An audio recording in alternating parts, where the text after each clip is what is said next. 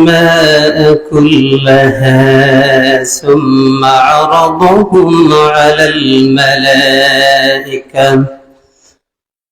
وقال تعالى مخبرا وآمرا إن الله وملائكته يصلون على النبي يا أيها الذين آمنوا صلوا عليه وسلموا تسليما اللهم صل على سيدنا مولانا محمد وعلى آل سيدنا مولانا محمد بلغ العلا بكماله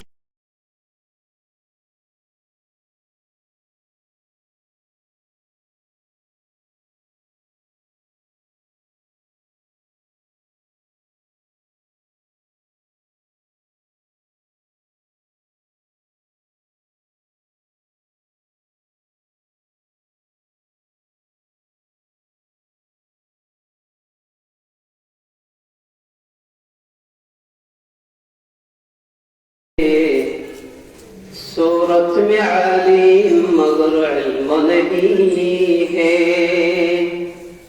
सूरत में आलिम मगर इल्म नहीं है अल्हम्दुलिल्लाह सर्वप्रथम अल्लाह पाक सुब्हानाहु व तआला কৃতজ্ঞতা প্রকাশ করছি এই মর্মে যে তিনি আমাদেরকে কালীবাজার উপজেলার শ্রেষ্ঠ বিদ্যাপীঠ বৈরাগীবাজার সিনিয়র আলিম মাদ্রাসা কর্তৃক আয়োজিত আজকের এই মাহফিলে আমাদেরকে আসার বসার কিছু কথা বলা এবং কিছু কথা শোনা তৌফিক দান করেছেন যে আল্লাহ পাক সে আল্লাহ পাককে খুশি করার উদ্দেশ্যে সকলে অন্তঃস্থল থেকে কালিমাত শুকর আদায় করে নেই সকলে বলে আলহামদুলিল্লাহ রব্বানা লাকাল হামদ হামদান কাসীরান তাইয়িবান মুবারাকান ফি সম্মানিত উপস্থিতি আসলে ছেলেরা তাদের মাতা পিতার সামনে যদি নানা বাড়ির কিচ্ছা বা কাহিনী বলে তাহলে জিনিসটা অন্যরকম হয়ে যায় আমার শ্রদ্ধেয় উস্তাদকে সামনে রেখে আমি কিছু কথা বলার তৌফিক কামনা করছি রব্বুল আলামিনের দরবারে আমি নিজেও একজন ছাত্র এই মাদ্রাসার সাবেক ছাত্র আল্লাহ পাক রব্বুল আলামিন আমার উস্তাদের হায়াত ও আমল ও বারাকা দান করুন সকলে বলে আমিন সম্মানিত উপস্থিতি এই মাদ্রাসায় যারা খেদমত করে করে মাটির নিচে চলে গেছেন আল্লাহ পাক তাদের মাকাবীরকে জান্নাতের আলা মাকাম বানিয়ে দিন সকলে বলে আমিন বর্তমানে যে আসাতায়ে-ই-কিরাম আমার সম্মানিত আসাতায়ে-ই-কিরাম যারা খেদমত করতেছেন মাদ্রাসাকে তিলে তিলে এগিয়ে নিচ্ছেন এলাকাবাসীর সহযোগিতায় বিশেষ করে আমার প্রিয় ভাই ফজিলাতুল শেখ উস্তাদুল তালামিজুন উস্তাদুল মুদাররিসুন হযরত মাওলানা মাহবুব আহমদ সাহেব আতাল্লাহু উমরাহু ওয়া বারাকাল্লাহু বিহায়াতি আল্লাহ পাক হযরতের নেক হায়াত বাড়িয়ে দিন সকলে বলে আমিন সম্মানিত উপস্থিতি আমি কোরআনে পাকের 114টি সূরার মধ্যে থেকে সর্ববৃহৎ সূরা আল বাকারা 31 নম্বর আয়াত আপনাদের সম্মুখে পাঠ করেছি আল্লাহ পাক আয়াতের মধ্যে ইরশাদ করলেন وعلم آدم الأسماء كلها ثم عرضهم على الملائكة الله পাক سيدنا আদম আলাইহিস সালামকে আসমা শিখিয়ে দিলেন আসমা হচ্ছে ইসমের বহুবচন সব কিছুর জ্ঞান দান করলেন তারপরে বললেন সুম্মা আরাদাহুম আলাল মালাইকা, আপনি ফেরেশতাদের সম্মুখে তা বর্ণনা করুন।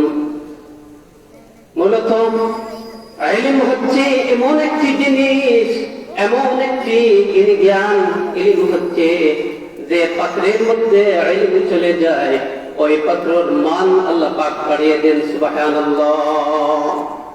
যে পাত্রের মধ্যে জ্ঞান চলে যায়, ইলম চলে যায়, সেই পাত্র সুন্দর হয়ে যায়। যদি কোনো মানুষ ইলমকে ধারণ করে তাহলে বিশ্বের বুকে সে জ্ঞানী হয়ে যায়। সুবহানাল্লাহ। সাইয়েদনা আদম আলাইহিস সালাম আল্লাহ পাক তাকে জ্ঞান দান করলেন, তারপর তিনি ফেরেশতাদের সম্মুখে তা বর্ণনা করলেন। ফেরেশতাদের সম্মুখে যখন বর্ণনা করলেন, ফেরেশতারা এবং আদম আলাইহিস সালামের মধ্যখানে ফেরেশতাদের চাইতে আল্লাহ পাক মর্যাদা আদমকে দান করে দিলেন। সমুন্নত মর্যাদা আদম আলাইহিস সালামকে দিয়ে দিলেন। কারণ কি?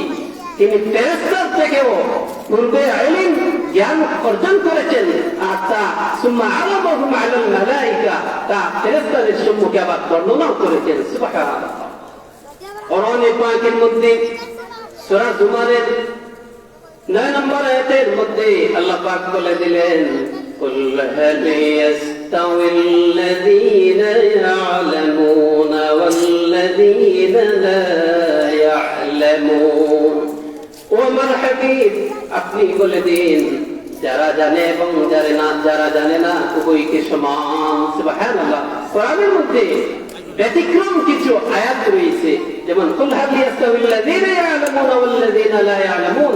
আপনি বলুন, যারা জানে এবং যারা জানে না উভয় কি সমান না। কুল হাল ইয়াস্তাউিল আ'মা ওয়াল বাসীর, যাদের চক্ষু রয়েছে এবং যাদের চক্ষু নাই তারা কি সমান না। ওয়ালা যুলুমাতু ওয়ালান নূর, অন্ধকার এবং আলো কি সমান না। অন্ধকার আলোর চাইতে উত্তম। ওয়ালা জিল্লু ওয়ালাল হারুর, রৌদ্র এবং তাপ কি সমান না, সমান নয়, রৌদ্র উত্তম। এভাবে রব্বুল আলামিন কোরআনে পাকের মধ্যে কিছু সুন্দর সুন্দর আয়াত বর্ণনা করে দিয়েছেন। তাহলে সাইয়েদনা আদম আলাইহিস সালামের মান মর্যাদা ফেরেশতাদের চেয়ে উপরে চলে গেছে। সুবহানাল্লাহ। কোন জিনিসটি এই বৈপরীত্য, এই বৈপরীত্য কোন জিনিসটি ধরাইল? এই যে জিনিসটি ধরাইছে এই জিনিসটির নাম হচ্ছে, যে জিনিসটি আদমকে সর্বশিখরে পৌঁছে দিয়েছে সেই জিনিসটির নাম হচ্ছে ইলম। সেই জিনিসটির নাম কি? ইলম। এই ইলম জ্ঞানকে আহরণ করা, অর্জন করা। সাহাবাদের মধ্যে ব্যাকুলতা ছিল, কে কার চাইতে বেশি জ্ঞান অর্জন করবে, কে কার চাইতে রাসূল আকরাম সাল্লাল্লাহু আলাইহি ওয়াসাল্লামের নিকটস্থ বেশি হবে।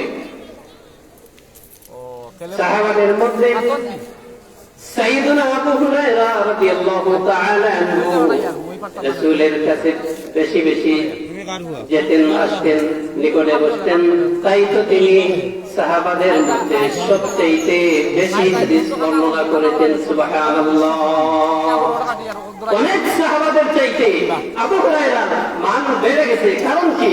তিনি বেশি হাদিস বর্ণনা করেছেন। সুবহানাল্লাহ। তাহলে এই পাত্রের মধ্যে জ্ঞান চলে যায়, এই পাত্রের মান সম্মান আল্লাহ পাক বাড়িয়ে দেন। বলতেছিলেন সাহাবাদের মধ্যে জ্ঞান অর্জনের ব্যাকুলতা ছিল। হুযায়ফাতুল ইয়ামান রাদিয়াল্লাহু তাআলা আনহু একটি হাদিস বর্ণনা করেছেন। তিনি রাসূল থেকে একটি হাদিস বলেছেন। তিনি বলেছেন, ফাযলুল ইলমি আহাব্বু ইলাইয়া মিন ফাযলিল ইবাদাতি ওয়া খায়রু দীনিকুমুল ওয়ারা'উ। তিনি বলেছেন, আমার কাছে আমলের চাইতেও ইলমকে অর্জন করা বেশি পছন্দনীয়। সুবহানাল্লাহ। এই ইলমকে তারা অর্জন করার জন্য তারা পালাক্রমে, এমন ঘটনাও রয়েছে, তারা পালাক্রমে রাসূল আকরাম সাল্লাল্লাহু আলাইহি ওয়াসাল্লামের নিকটবর্তী হতেন। সাইয়েদনা ওমর ইবনে খাত্তাব রাদিয়াল্লাহু তাআলা আনহু তিনি বলেন, উমাইয়া গোত্রের একজন আনসার আমার ভাই প্রতিবেশী সাহাবী, তিনি আর আমি উভয়জন রাসূল সাল্লাল্লাহু আলাইহি ওয়াসাল্লামের কাছে পালাক্রমে ইলম অর্জনের জন্য যেতাম। আমার আনসার ভাই যেদিন যেতেন, সেই দিন যদি আমি যেতে না পারতাম, ওই দিন আমার ভাই ওহির কথা লিখে আমাকে জানাতেন। 800 টাকা লাগে।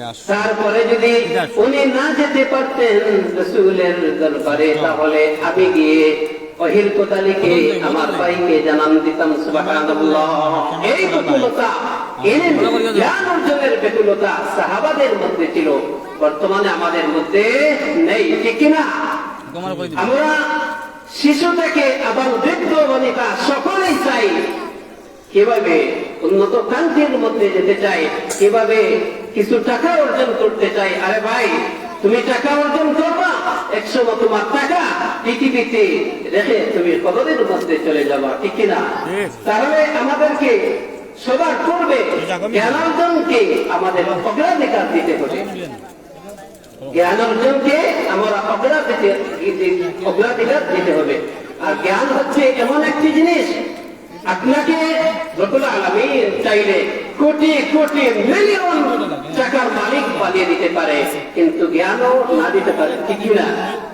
কোরআনে পাকের মধ্যে এসেছে, সূরা বাকারার 269 নম্বর আয়াতের মধ্যে আল্লাহ পাক জানিয়ে দিলেন, ইউতিল হিকমাতা মান ইয়াশাউ ওয়া মান ইউতাল হিকমাতা ফাকাদ উতিয়া খায়রান কাসীরা।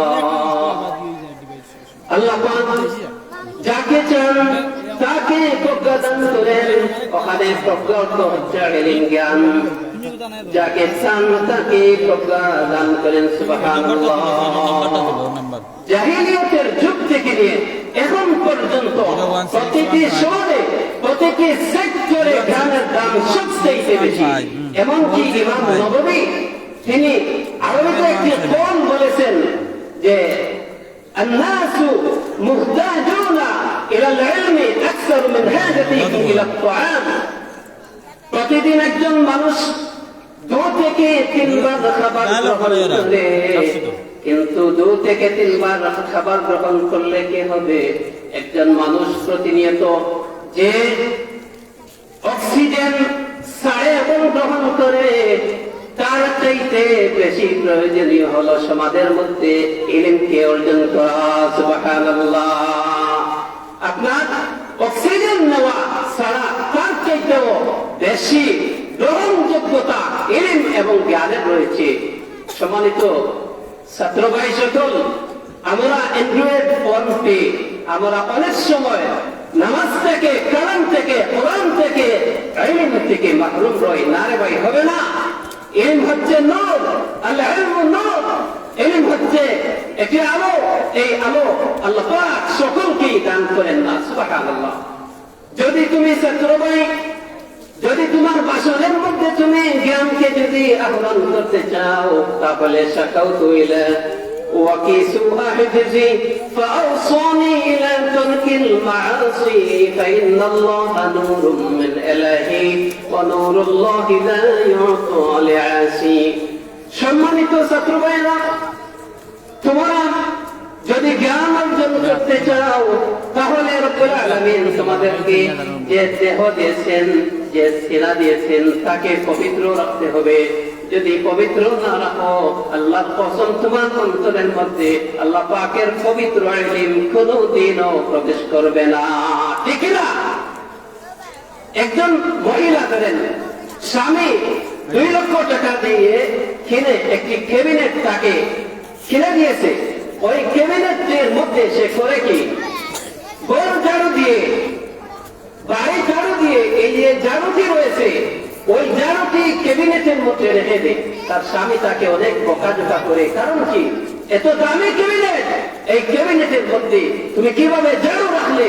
বাড়ি ঘর ঝাড়ু দিয়ে কিভাবে তুমি ঝাড়ুটি রাখলে? আর আমাদের সিনা, আমাদের দেহ, আমাদের দোল আল্লাহ পাক তার চাইতে লক্ষ লক্ষ কোটি গুণ বেশি পবিত্র দিয়েছেন, ঠিক না? এই পবিত্র দেহের মধ্যে যদি কোরআনের ইলম জ্ঞান রাখতে চাও, সম্মানিত ছাত্র ভাইয়েরা, অ্যান্ড্রয়েড ফোনকে তোমরা কম ব্যবহার করবে, তোমরা নিজে পবিত্র থাকবে, অন্যকে পবিত্র থাকার জন্য তোমরা বলবে। কারণ তোমার দেহের মধ্যে যদি কোন ধরনের যদি নাপাক দাগ থাকে, যদি কলুষিত দেহ থাকে, যদি হৃদয়ে থাকে, তাহলে এই অন্ধকার দেহের মধ্যে তোমার পবিত্র ইলম অর্জিত হবে না, ঢুকবে না। তার কারণে তুমি অন্ধকারে নিমজ্জিত হতে থাকবে, ঠিক কিনা? তাহলে আমাদেরকে ইলম অর্জন করার পূর্বে আমাদের দেহকে পবিত্র পরিষ্কার করতে হবে। এই দেহের মধ্যে আমাদের ইলম জায়গা হবে ইনশাআল্লাহ। সম্মানিত দিনী ভাই সকল, তাহলে কোরআন আল্লাহ পাক যখন তার হাবিবের উপর নাযিল করেছেন, তখন থেকে নিয়ে এখন পর্যন্ত সমাজে প্রতিটি সেক্টরে আলোর দরকার, আলোর প্রয়োজন। আলোর যদি কোনো দরকার না হয়, কোন সমাজ, কোন রাষ্ট্র যদি কোরআনের আলো না থাকে, যদি ইলমের আলো না থাকে, তাহলে প্রতিটি সেক্টরে অন্ধকার নেমে আসবে।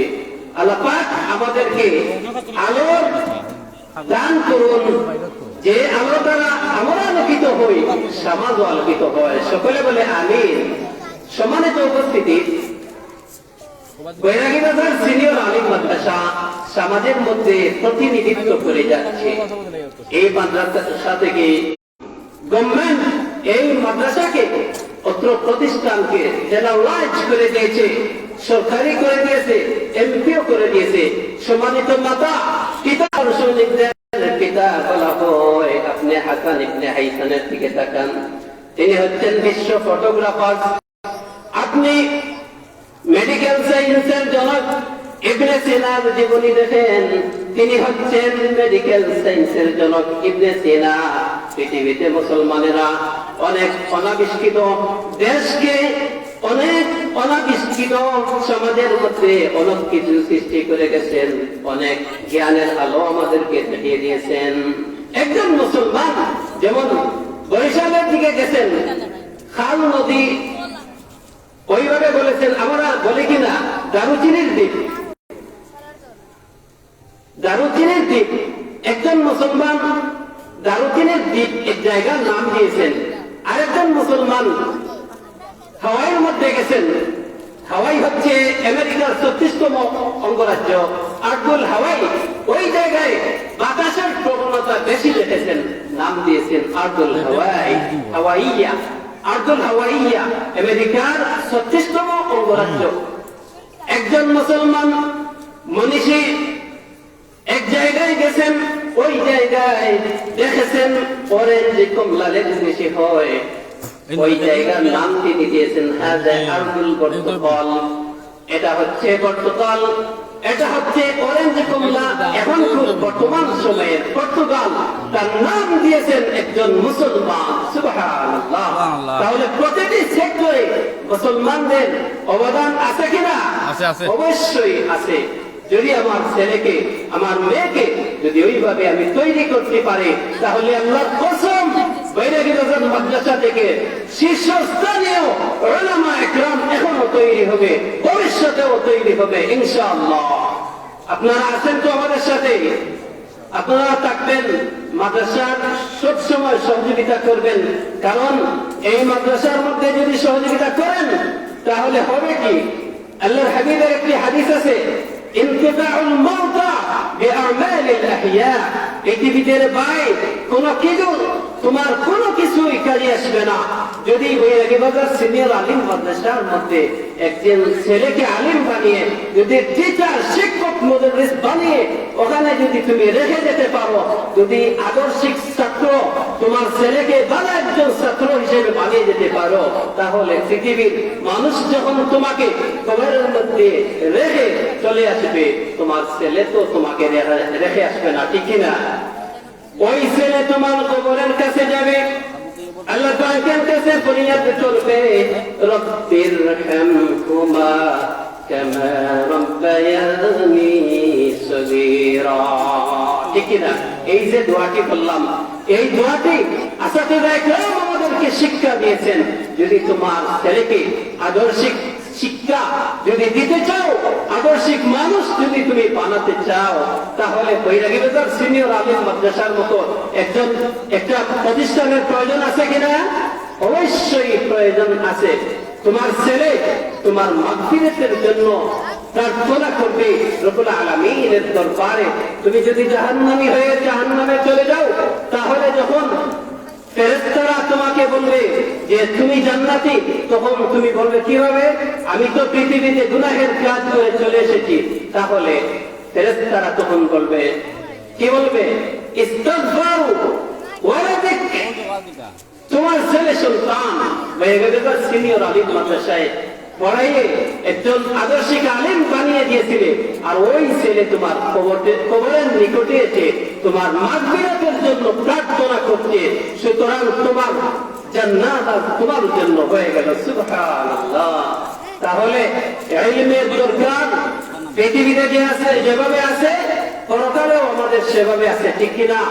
এই জ্ঞান যদি আপনি অর্জন করতে পারেন, তাহলে আপনি হবেন সমাজের মধ্যে শ্রেষ্ঠ শিক্ষার্থী, শ্রেষ্ঠ জ্ঞানী। সমাজের মধ্যে আপনি মাথা উঁচু করে দাঁড়াতে পারবেন। যে কথাটুকু অগোছালো কথাটুকু বললাম, আল্লাহ পাক আমাদের সকলকে আমল করে জান্নাতের উপযোগী আমল করে জান্নাতে যাওয়ার তৌফিক দান করুন।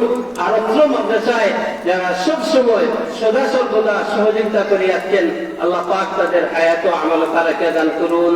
এই মাদ্রাসার সাথে সম্পৃক্ততা রেখে যারা কবরের মধ্যে চলে গেছেন, তাদের কবরকে, মাকাবিরকে জান্নাতে আলা আমিন তক পৌঁছে দেন। আমিন।